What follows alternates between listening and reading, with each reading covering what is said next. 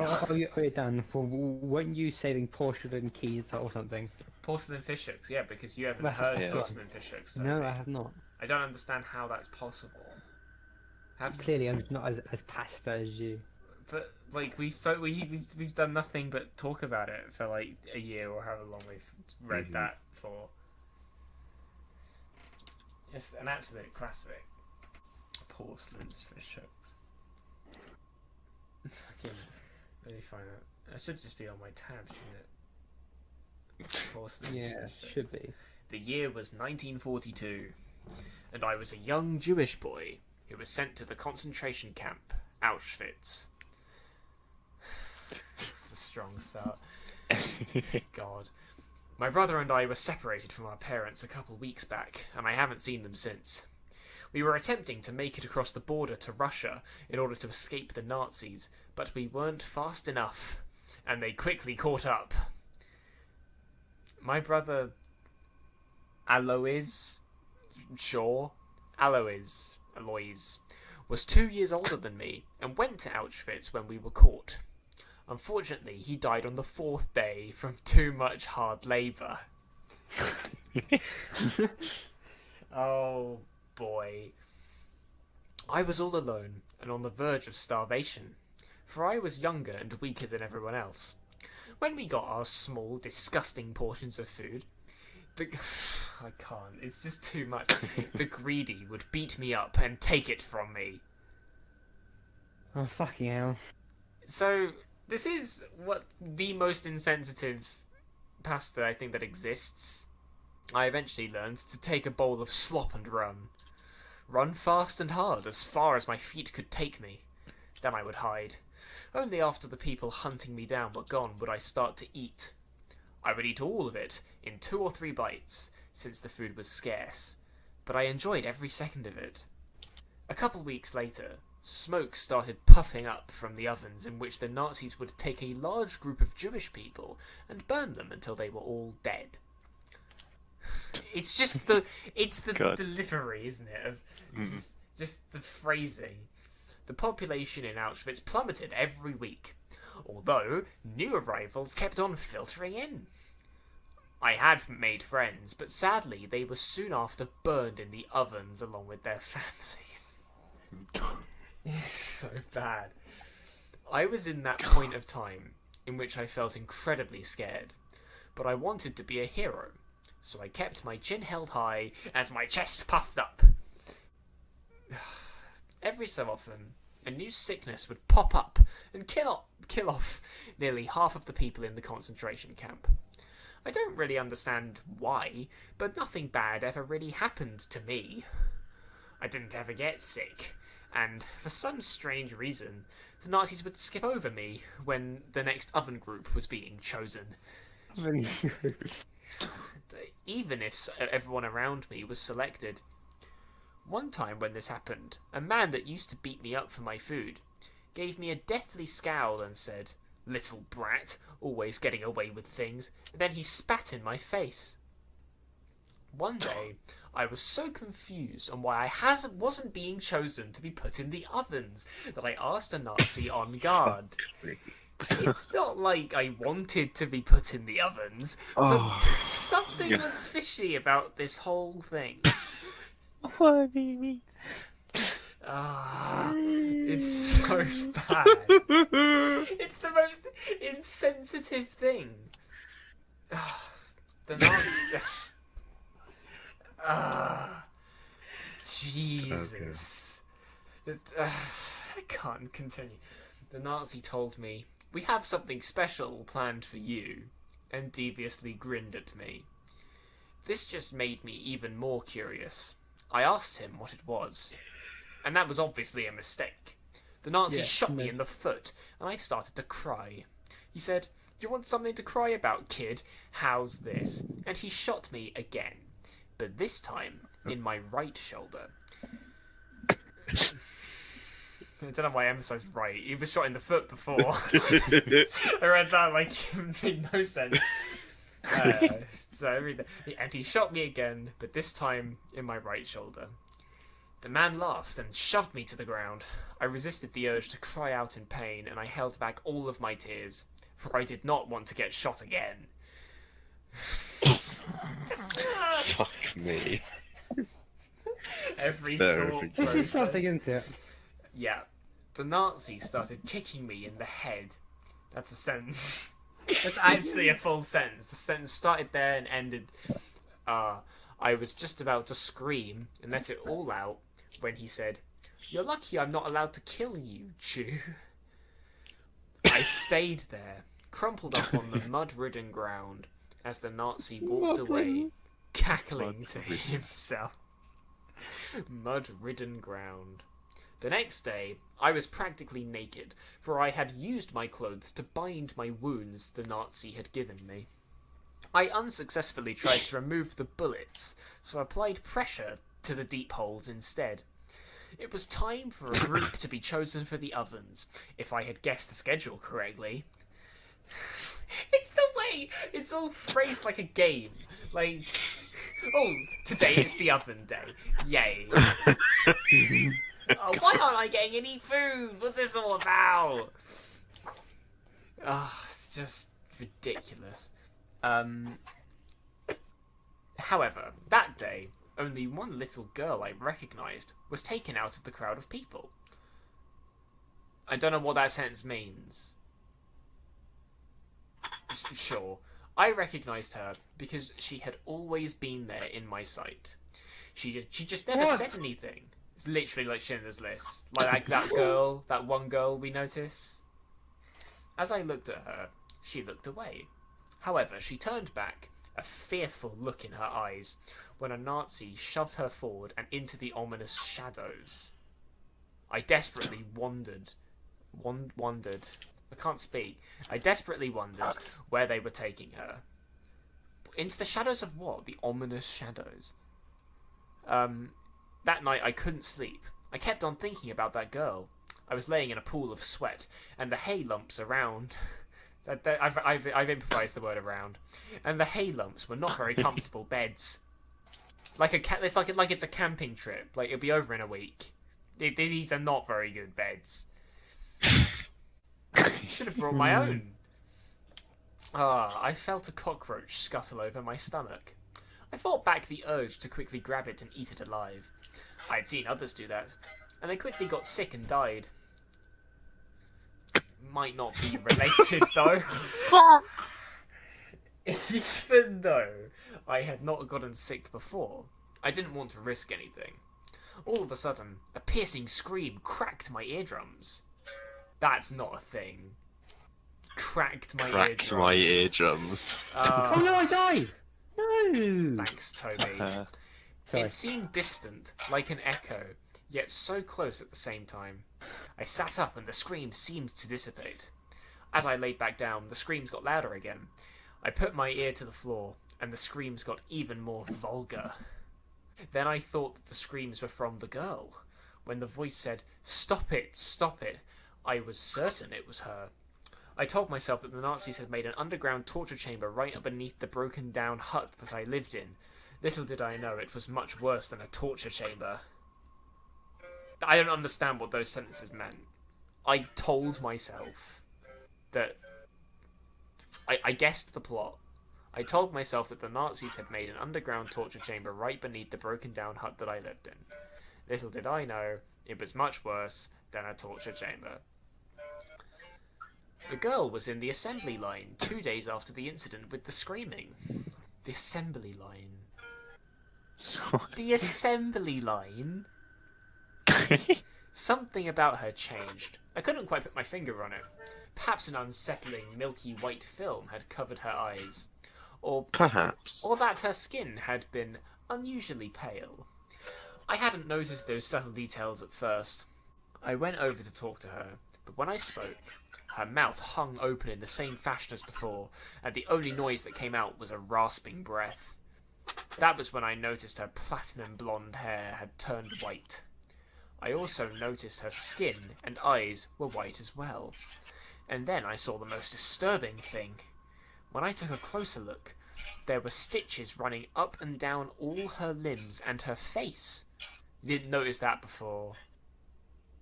You had to get up close to notice that, and I suspected the rest of her body as well. But that was not all.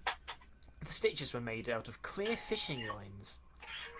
I started crying because I felt so sorry for her, and because I was scared. And she started crying as well. As a sense. Her blank facial expression didn't change, but there were tears coming from her eyes. But the tears were not the regular salty water type of thing. Sorry. That was impossible for me to read. But the tears were not the regular salty water type of thing. She was crying tears of blood. Wow. Whoa, I backed that's away scary. from her, mortified by what I was seeing. When the person next to her noticed, he screamed and yelled, "Kill it! It will infect us all!" Although he didn't know what was really happening. Everyone around her started to punch her and kick her. Her legs gave out. She was still crying blood. However, even though her expressionless face did not so much as twitch, the tears were now like a bad bloody nose gushing from her eyes. That's a simile. They were now like a bad bloody nose gushing from her eyes. Bad bloody nose gushing from her eyes. Okay. Yeah, I know what they mean, but it's ridiculous. Yeah, it's The shit. tears were like her bad bloody nose gushing from her eyes. Think of that as a sentence. The tears were like the nose coming from her eyes. Like, what do you mean? In the moment, I was so scared, I almost peed myself. All I could think about was what the Nazi had said to me, "We have something special planned for you." Or maybe I should do that in a German accent, because he would be German. This would all be in German. I can't do German accent. "We have something special planned for you." He's from England. He's an English Nazi. He's from fucking Brentford, hasn't He he? volunteered. I stared in horror as the girl I stared in horror at the girl as she laid there helplessly on the ground, getting kicked and beaten by everyone around her. I didn't even understand why the other people, no prisoners, were beating her up. Maybe they were scared. Maybe they thought she had a contagious sickness. I had no idea. I watched her blood tears stain the dirt around her a dark maroon. Try reading that fluently.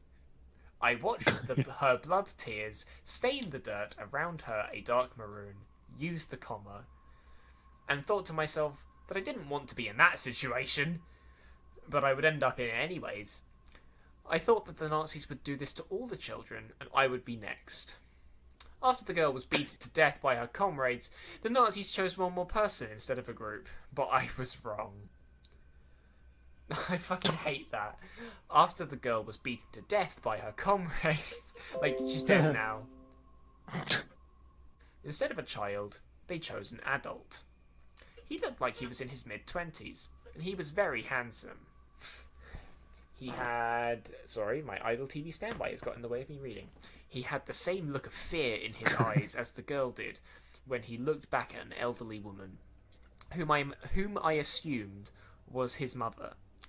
When he turned around a corner, I surreptitiously walked over to the woman. I told her it was going to be okay, and she believed me, but I didn't believe myself. I knew exactly what was going to happen. That night, I actually fell asleep, which was surprising because I could hear the young man's screams.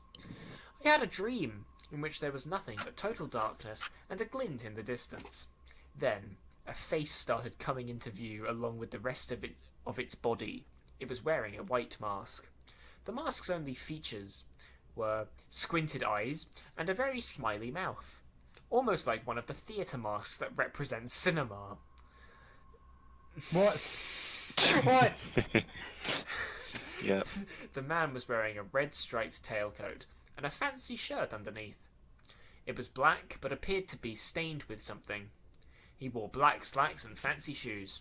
He was very skinny, the most skinny person I had ever seen. He was also wearing a very tall top hat that was black, with a red ribbon near the base of the hat. He wore white gloves, and the hair behind the mask jutted out in crisp yellow spikes behind him. his yellow cat like his yellow sorry, I can't read that. His yellow cat-like eyes could be cat-like eyes could be seen through the squinting slits on the mask. Jesus. The man was holding a curved needle. It almost looked like a fish hook. He put his white gloved hands behind his back and started to walk towards me. I couldn't move, but I could hear my heart beating faster and faster, my breaths getting heavier. As the man came closer, I could hear him chuckling. It was a deep chuckle, and it seemed as though it was far away.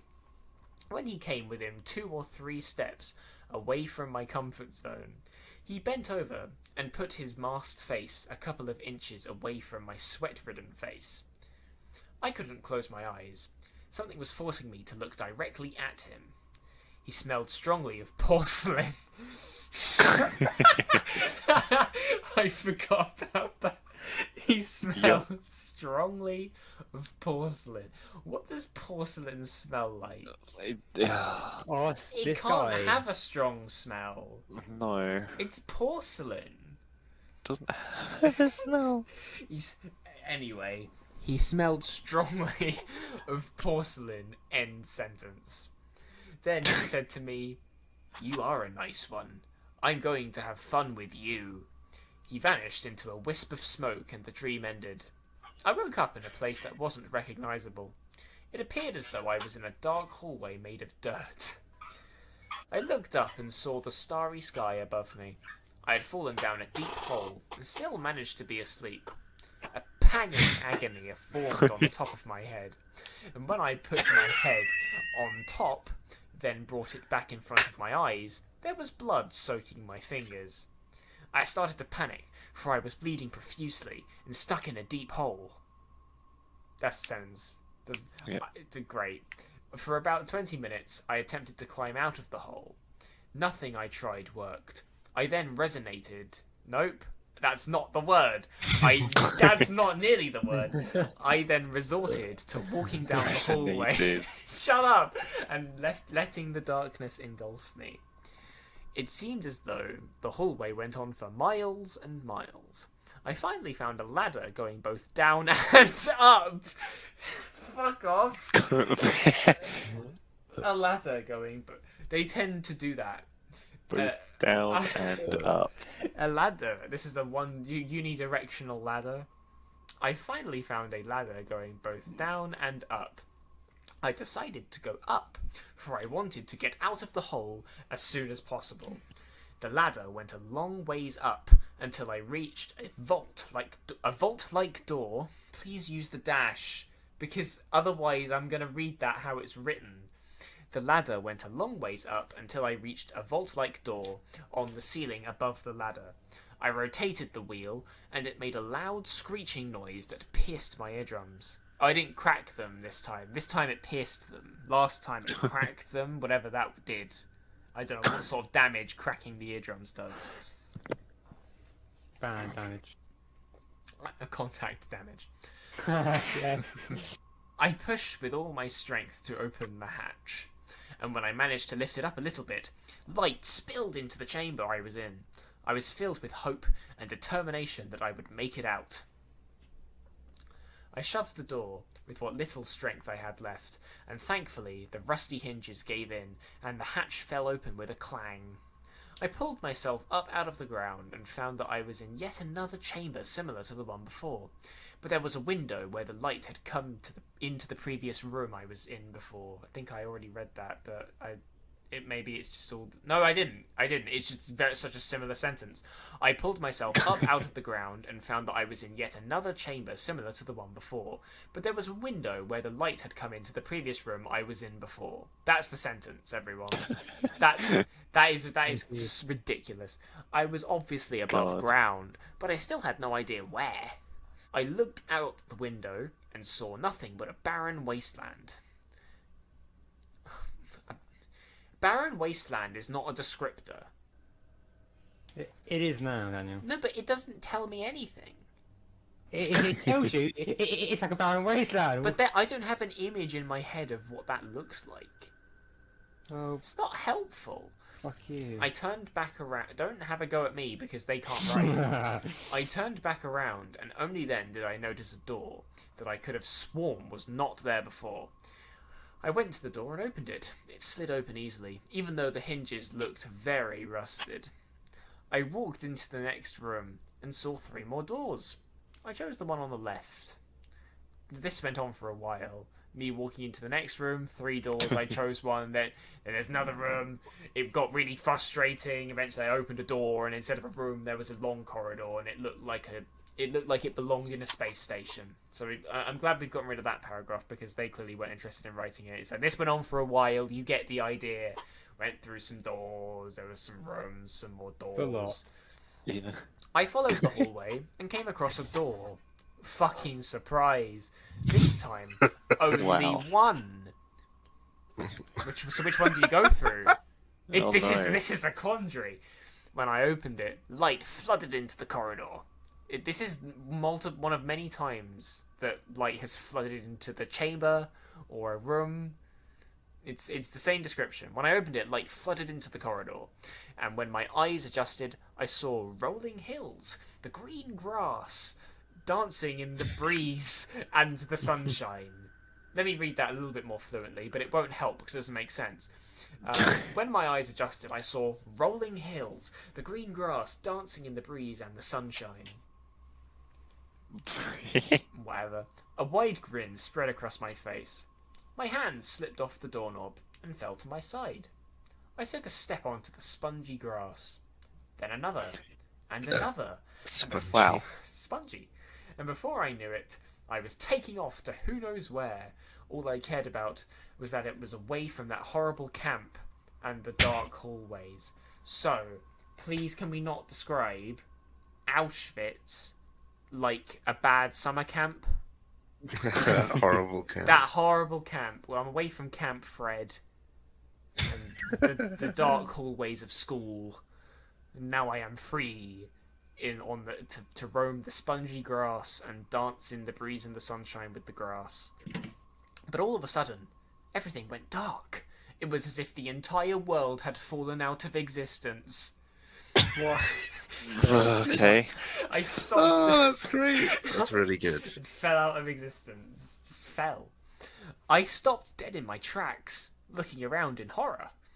I started walking. Where? The world's gone. I started walking, my mind dazed and dizzy.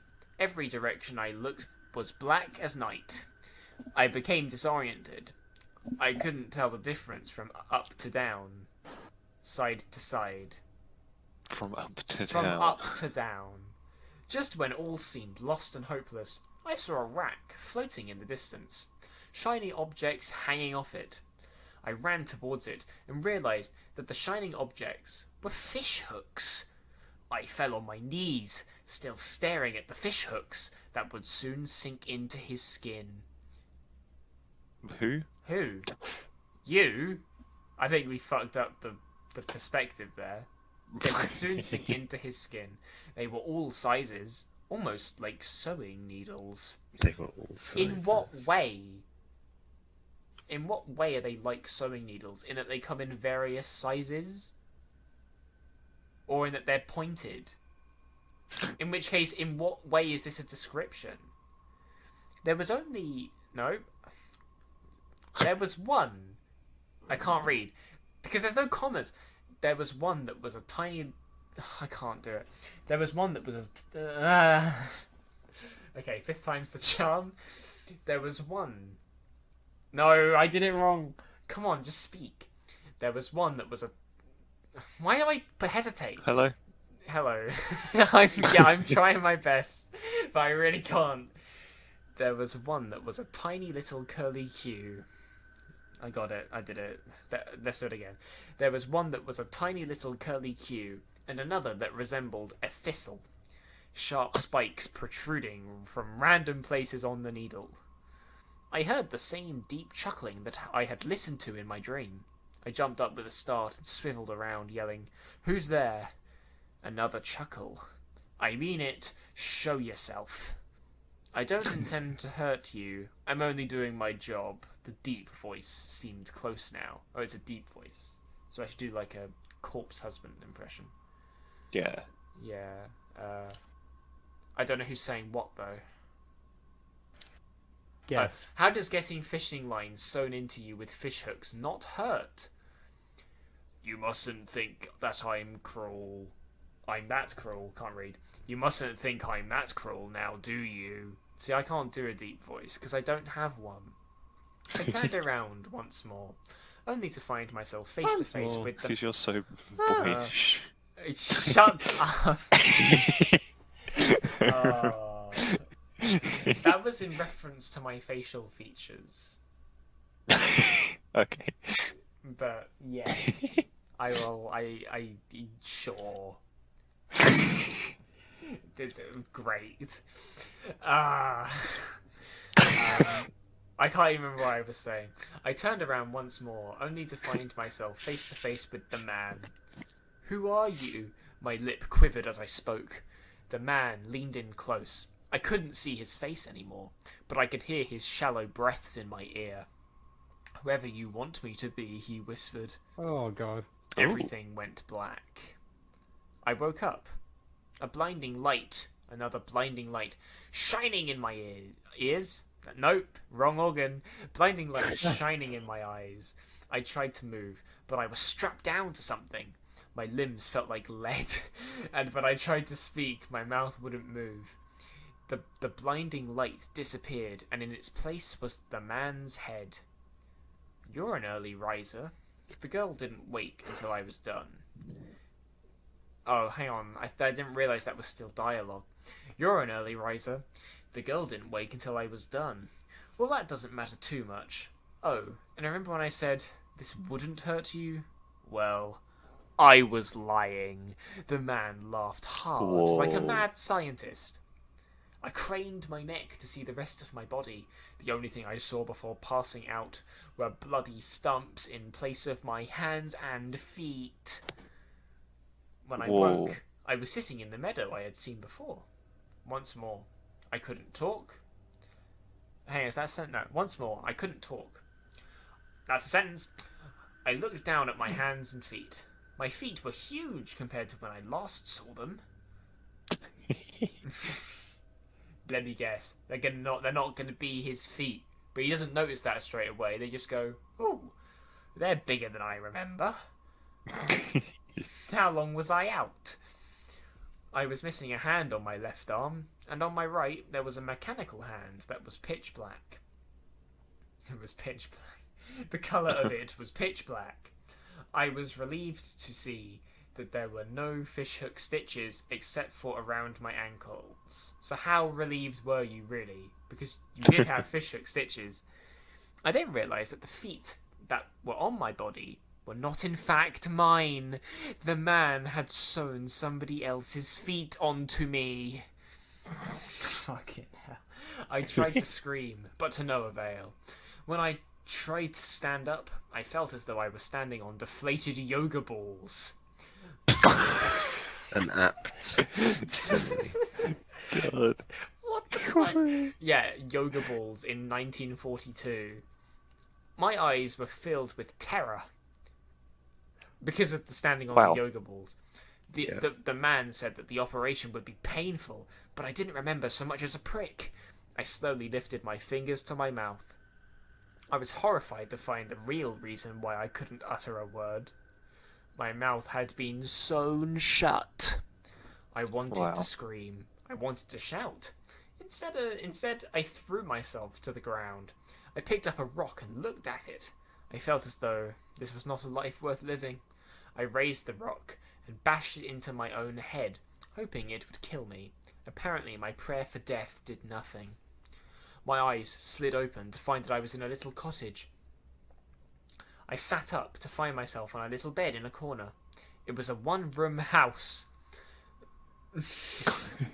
One of those. Yeah, I see them on the market all the time. It was a one-room house. One-room house. One room. Fucking hell. One room house. There was a little stove in one corner, a small table, the bed I was sitting on, and a desk. I got up and shuffled over to the desk. Nobody was home. I found a pen and quill and an empty journal sitting on the desk, and nothing else.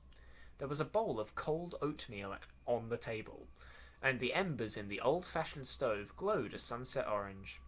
I looked out a small, rectangular window to find that I was still in the grassy hills, but there was an orchard covering some of the land. The orchard appeared to be hosting mostly orange trees and cherry trees. A mix of the two. Fuck yeah. This is so... A mix of the two. A mix of the two. I lumbered to the front door, the only door. It's a one-room house, and tried to open it. It was locked. I tried everything in my power to knock down the front door, but to no avail. Again, he's reused that front sentence. I tried the window next, too. Nope, not the sentence. I tried the window next. It, too, was locked. I hurled a chair at it, but not so much as a thin crack split the window. What? What? That doesn't make sense. I decided to wait for someone to come along, and here I am now, writing in this journal, as I have done since the day I woke up in this place. It's been 52 years. If I scratch the tallies on the wall correctly, I'm going to run out of room in the journal soon, after 52 years, without eating anything. It's just there. I'm going to run out of room in the journal soon, and it's about time I died, too. I've tried it. Suicide? What a sweet thought. Like taking a nice stroll in a rose garden. The brisk morning air filling my lungs. Nothing works here. Nothing but sleeping and writing on the walls, and this journal. Nothing works but sleeping and writing on the wall. Writing on the walls works. You can do that. That works. And this journal works. By the time someone finds this, if someone does find it, that is, I'll probably be dead. A nice decomposing body to seal the deal with my story. I can't wait for the day I die.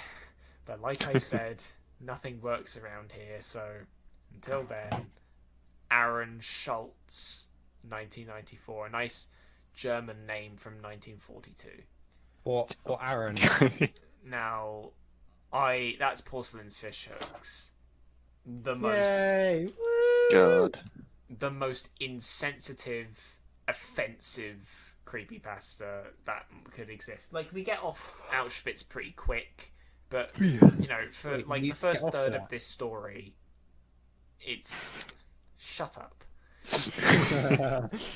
For the first third of this story, it's just really, really bad. Like, it's the thought process behind it. It's the, yeah, this is acceptable. This is in good taste. It's like, you know, this was a real place. But he's like, oh, not for me. Nothing bad ever happens to me. I live in my little hut in Auschwitz, and I watch little girls get kicked to death like it's nothing. Why don't you pick me for the ovens, I said to the Nazi. Because we're going to take off your limbs and put you in a cottage in the rolling hills and the spongy grass. That's why. And you'll live there for 52 years, at least.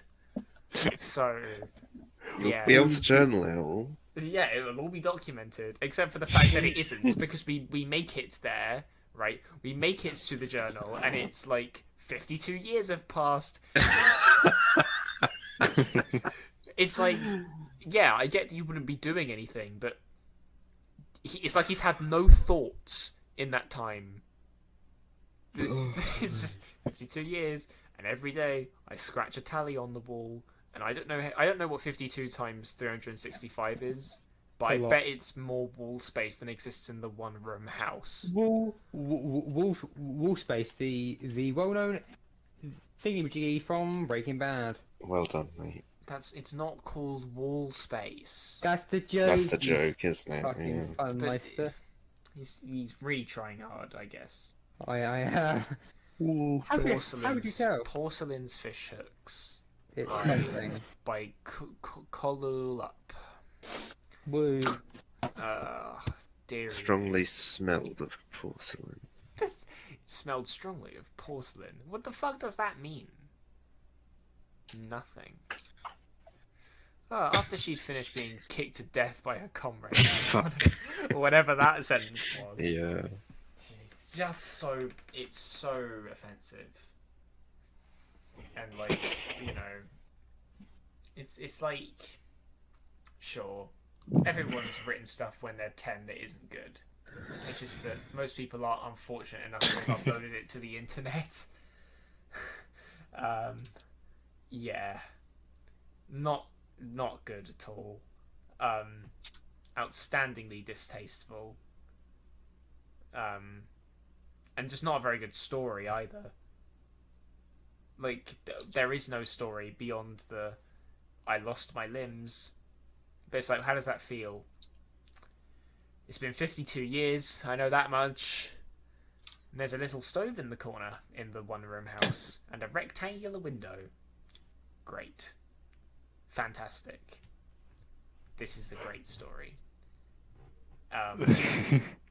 Well, there's really nothing to say. What does porcelain smell like? It's a phenomenal question. It's the question that really defines this creepypasta. What does porcelain smell like? I honestly don't know. Google.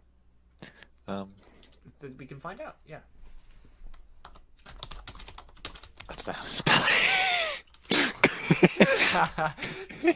What does porcelain smell like? Not what does porcelain mean? I know what porcelain... Vanillin. Bing, are you okay? Vanillin. Oh, mine says vanillin. Porcelain is a ceramic... That's amber. What's this? Amber. What do you mean? That's not got anything to do with what I asked. What does porcelain smell like? Answers. It's got nothing to do with what I searched. It's telling me what amber smells like. What does porcelain smell like? There's no answers. No one knows. There isn't one. Because it doesn't smell like anything. It doesn't. But then why did he choose porcelain as the material to be No. what the fishhooks are made out of? There must be a reason. He must have smelt porcelain and gone, no, that's scary. That's scary. But you don't just come up with that. True. Porcelain fishhooks. It's like a randomly generated title. Why do my porcelain dental veneers smell? Because they've been put in your mouth. Because you haven't cleaned them. That's why I get all these teeth. All these disgusting teeth. I hate teeth. I have a dentist tomorrow. Like a dentist appointment. I have a dentist. I'm gonna have a dentist. Yeah, I'm buying one tomorrow. Wow. What does a porcelain skin tone look like? And how do I...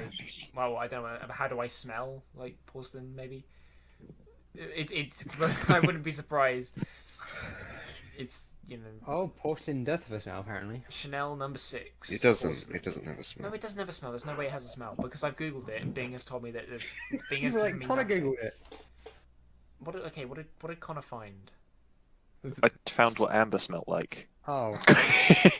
That's not what porcelain is. I just... What does amber smell like? Can we ask Thank Niall you, Red? Bing. And Niall Red can like do some chemistry and be like, it's made of this and we know what this smells like, so hence we Yeah. can discover what porcelain smells like. But he'd probably smell it and be like, I can't really smell I can't anything. smell. Oh, right, yeah. It's not a strong smell at It's all. not that bad. Meanwhile, the cameraman just dying. Yeah.